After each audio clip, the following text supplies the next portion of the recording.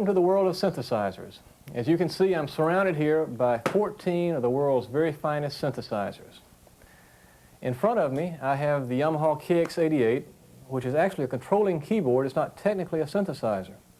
The remaining synthesizers around me can really be grouped into one of three classes, and that is either digital, analog, or samplers. The analog synthesizer was invented and came first. After that was followed by the digital synthesizer, and the new high technology of recording allows the samplers to be possible. I'd like to demonstrate briefly and show you the differences between the three kinds. On my right, we have the Yamaha DX7, which is perhaps the most popular, widely sold synthesizer ever manufactured. It is a digital synthesizer. The digital synthesizers generally are more characterized by a cleaner sound than are the analog synthesizers. Consequently, they sound better for bell type of sounds and electric piano type of sounds than they do for, say, string sounds that the analogs are better suited for. A little sound.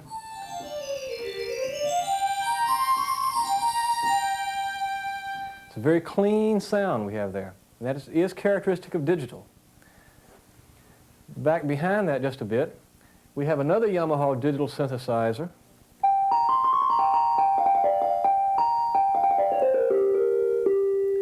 Again, it's a very clean, digital type of sound. Down here, we have a Prophet VS, which is an analog synthesizer, and it's better suited for more string type of sounds.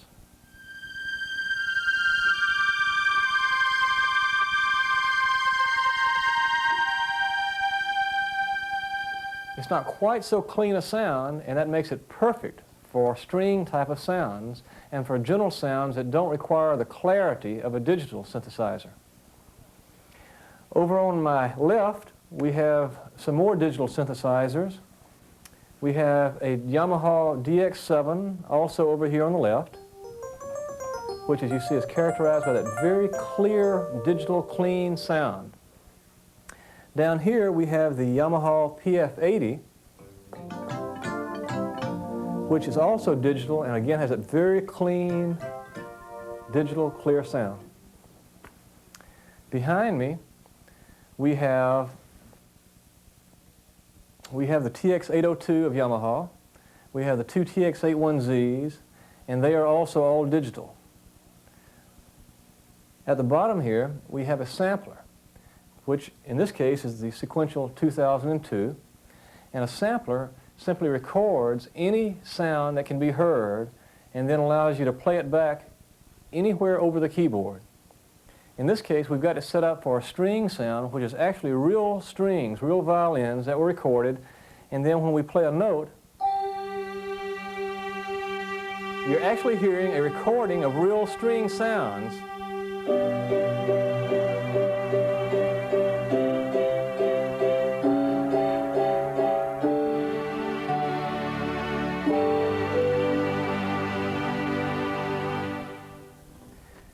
Again, summing up, basically there are three types of synthesizers: analog, digital, and samplers. The samplers technically are not synthesizers because they don't synthesize a sound from scratch. They record it. But for all practical purposes, those are the three kinds that every aspiring musician needs to have in his own home studio today. What you're seeing now are three smaller, more conveniently sized synthesizers that are just as capable in their own right as the larger ones are, but they're a little bit more affordable. The first one is capable of a number of sounds, as they all are. This is flute, got trumpets, clarinets. The second one over here also has a number of different sounds, very wide variety. They change sounds very easily, so that if you don't like one sound, there are many more available for you. And the same here, same principle. If you don't like a sound, just try to change it, and you'll be coming up with one that's much more suitable. In addition to have a nice variety of sounds, these synthesizers are also capable, unlike these others, of producing percussion, so that you can actually have rhythm going on at the same time. Let me demonstrate. If you wish to simply start some rhythm, push the button, and you have a drum beat going along. It has a number of different rhythms, so if one is not appropriate for what you need, just try a different one. It has everything from country to waltzes to rock and roll to slow rock, to big bands, basically everything you really could possibly use. In addition to that, if you actually wish it to play chords for you, hit a note in the bass, and it's playing automatically like a robot. If you want to change chords, just hit a different note, and instantly the thing follows you, just like it's writing its own song. If you wish to also play along with it, it's capable of actually doing both things at one time. You can let this one keep playing, go over to another synthesizer,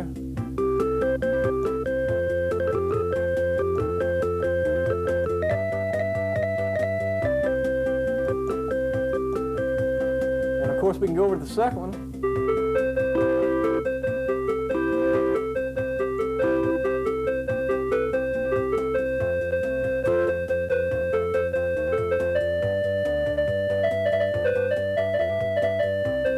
Change sounds, of course, while we're playing.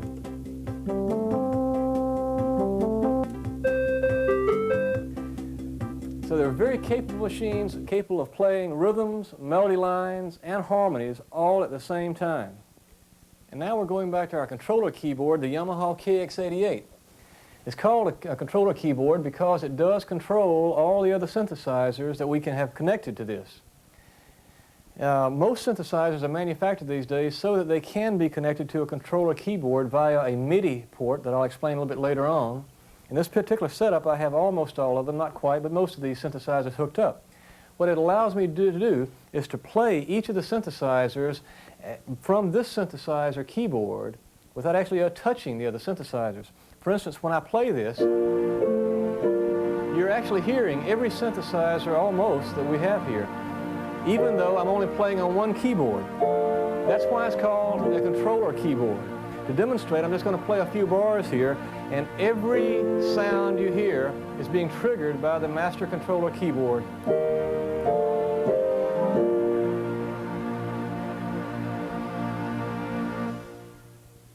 During my solo performance earlier, you undoubtedly heard not only all the synthesizers, but also the drums that were playing along with it.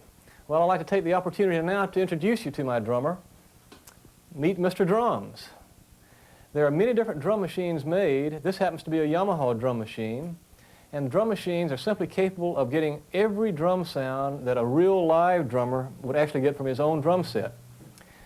You have bass drums, you got snare drums, you got your rim shots, you have tom-toms, you got your crash cymbals, claps, hand claps, you have your tambourines, cowbells, even shakers. You have every single drum sound that you can possibly need for your performance into one box. This allows a one-man studio to create all the sounds that heretofore took 6 men to create.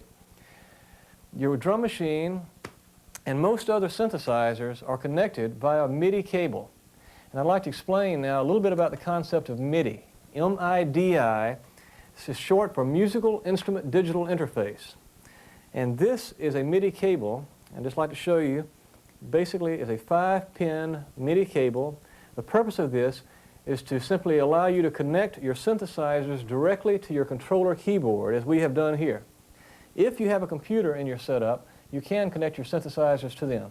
But as I say, for this performance today, I really wanted to connect everything to our controller keyboard, so we're not using a computer. The idea is to simply connect all of your synthesizers via the Musical Instrument Digital Interface to your electronic controller keyboard, and then by simply transmitting currents through the MIDI cable, you're performing and playing all of your different synthesizers. Going back to our drum machine, we have Mr. Yamaha RX-5 over here. I'd like to demonstrate a little bit about drum beats, how to create pop drum beats, how to create rock drum beats. Basically, it's fairly simple. All you got to remember is there's 3 basic elements to a good pop beat. That is bass drum, snare, and hi-hat. With those 3 elements, you can really create just about any feel you wish. The bass drum, of course, is your low drum. Usually comes on the downbeat. The snare drum usually comes on the upbeat, so it sounds something like. The third one, the hi-hat, your cymbal usually plays along with the 2. So if you're going something like,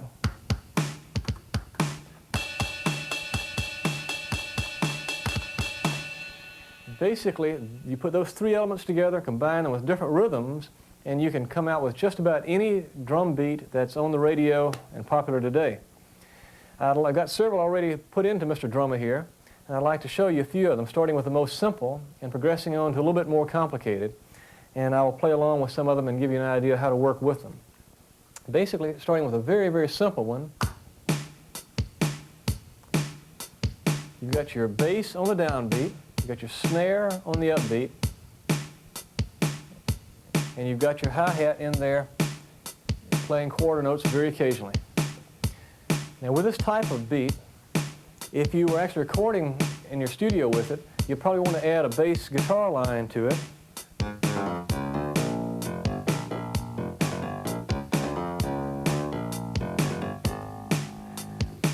After you lay down your bass line along with this, you probably want to maybe put strings into it.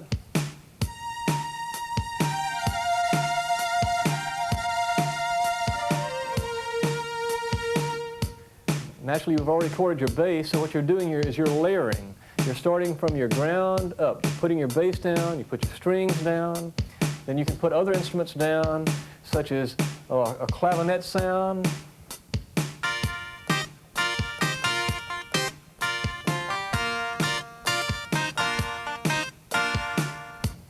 And you put all those together, and by the time you layer 5 or 6 instruments along with your Mr. Drummer, you actually come out with a very complete sounding rhythm track. Now, this is a very simple beat here that we've got going now. I'd like to increase this just a hair in complexity. Okay, we've added just a few more hits there on the snare. And by doing so, we've increased the interest a little bit because we have more going on now. But the same principle applies. You can go over and you can layer your bass,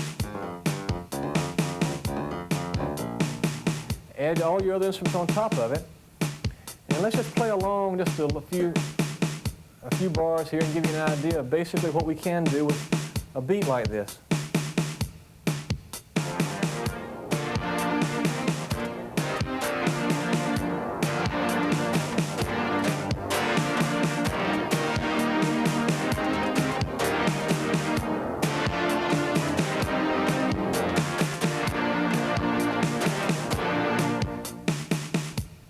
This is still a fairly elementary drum beat that we're working with here. So let's increase its complexity just a hair. Now, what we've done here is bring out the hi-hat symbol a little bit more, and as you hear it now, it's playing the equivalent of eighth notes. The drums are playing a little bit more, there's a little bit more rhythmic interest, but again, the same principle applies. We're layering from the ground up, from the bass up, so that you can go over,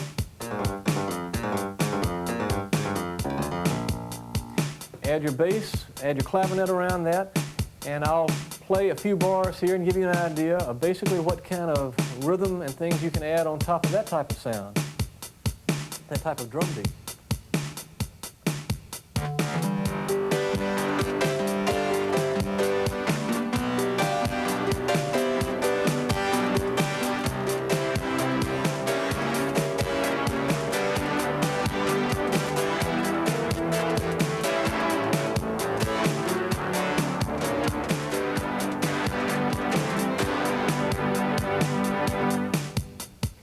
Now let's continue exploring the drum machine by going up a little bit more in complexity. As you see, these patterns are already programmed into the drum machine, so it's very, very easy to change between them. This is very similar to the last one. Same thing applies. Add your bass, layer on as you go. This is so similar to the other one, I really would like to go ahead and jump up in order of complexity just a hair.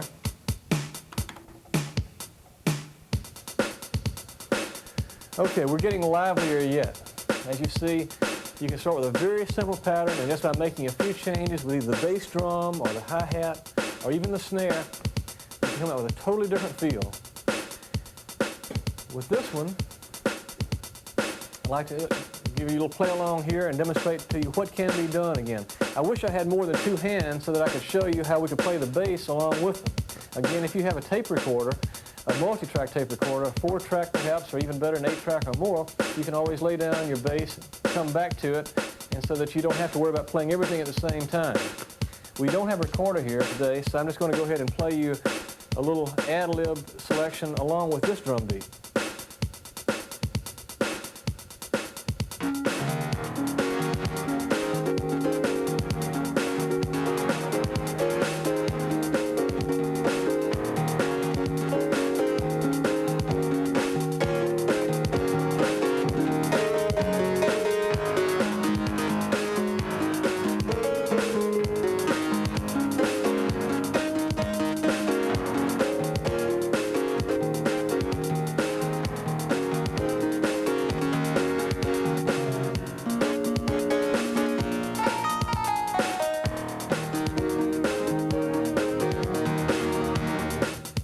Another thing our drum machine can do is to allow you to overdub more interesting patterns on top of it for fills, lead-ins, transition parts between sections.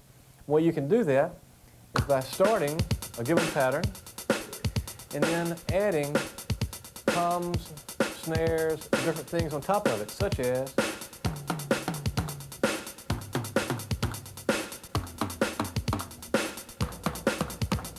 or maybe a different snare part.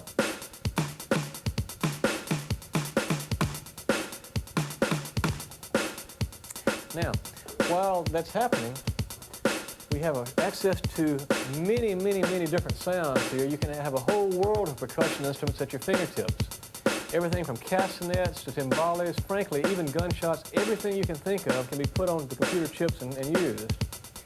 You can also overdub much more complex parts if you choose to, just by same technique.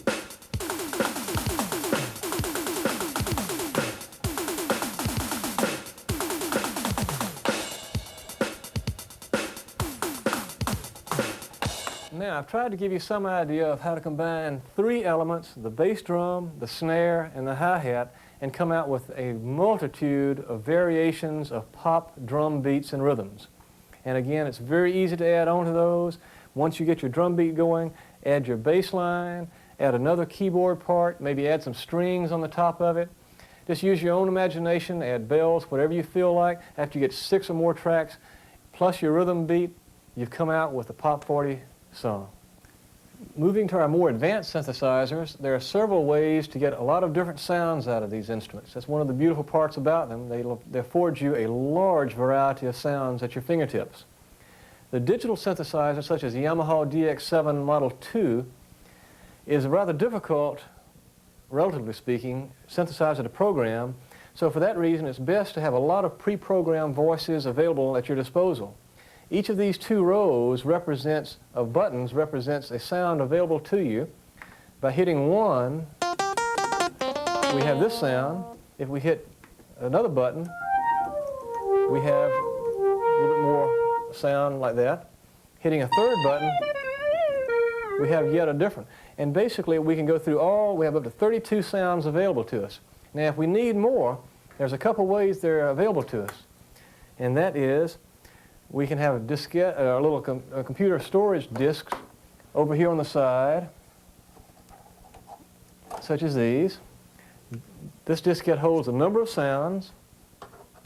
By placing it in here, one can load many, many sounds directly off the diskette, directly into the synthesizer, and then again have them right at your disposal for playing. Just hitting a button gives you a lot of different sounds. The programming of the instrument is a little bit more difficult unless you're a serious student of synthesizers. I would suggest that you simply get a large library of pre-existing sounds and use those. Moving down to an analog synthesizer, such as the Prophet VS, we have, again, pre-existing sounds available to us. We have strings,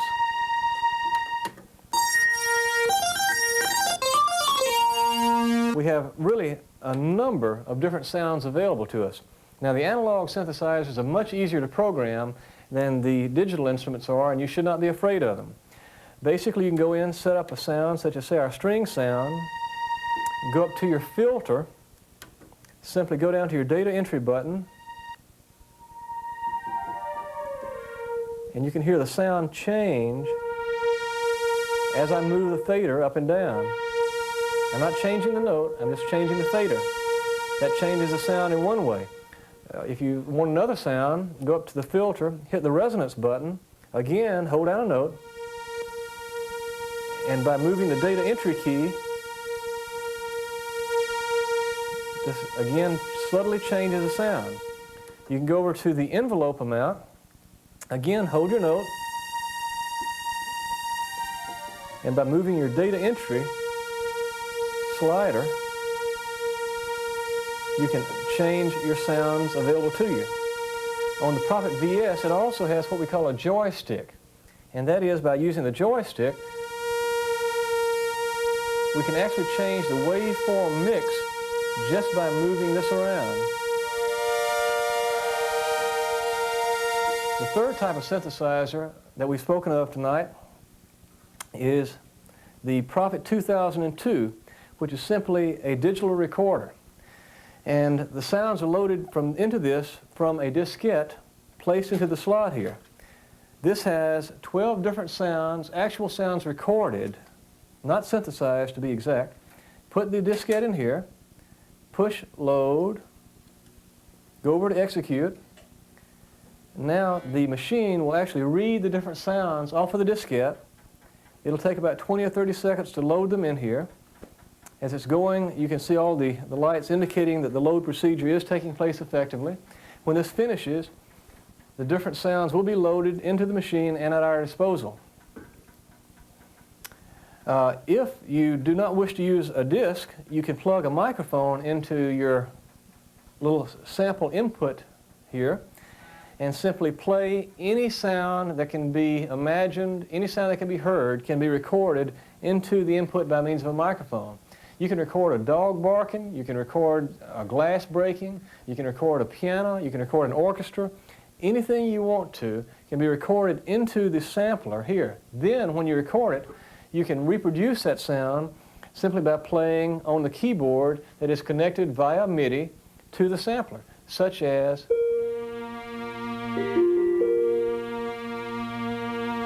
that way you're hearing the actual string sound of the Prophet digitally recorded on disc and played back by the sampler. In this way, you can get literally hundreds of sounds at your disposal for your sampler. You can get hundreds of sounds at your disposal by the Prophet VS by simply tweaking the sounds a bit, or getting a myriad of sounds available for your Yamaha DX and the other FM synthesizers, digital synthesizers, simply by using the ROM cartridge or the diskette. Putting together your own synthesizer studio is not that difficult, nor expensive. What we have here is a large, sophisticated array of synthesizers and samplers that is quite expensive, but you can start your own studio very inexpensively. I suggest a good way to begin is by getting a couple of small synthesizers, such as similar to the ones that we have here, the small keyboards, and actually adding a small, inexpensive drum machine to them until you become familiar with your equipment. Then, and you can do that for just a couple $100s, after you become familiar with them, then you can move ahead and actually add various additional synthesizers to increase your sound capability. Specifically, you'll eventually want to have an analog synthesizer, a digital synthesizer, and a sampler, because each one provides its own different sound, distinctly different, so that you don't get bored with the same sound over and over again. If you have all three, you have a nice variety of sound. Just like an artist paints with colors, you're painting an aural palette of sound with your synthesizers. Now, as you become familiar with your small setup, you'll want to increase them, and eventually you'll want to add a computer to control your synthesizers. The new MIDI technology, the musical instrument digital interface, remember, is ideal for this. It allows every note that you play on your keyboard to be programmed directly into your computer, so that after you finish playing it into your computer will play back every one of your synthesizers, whether it's one synthesizer or 25 or 100. It'll play them all back automatically. It also allows you to edit any mistakes you make just by going directly to a note, changing it very painlessly and very efficiently. I would suggest that you do start out with a small computer, and as you gain proficiency on it, go into the more powerful lines. And that really is the way the music of today is made, that you hear every day on the radio, using synthesizers and most of the time computers controlling them. Now I'd like to simply demonstrate a performance of what can be done using synthesizers and the new MIDI technology.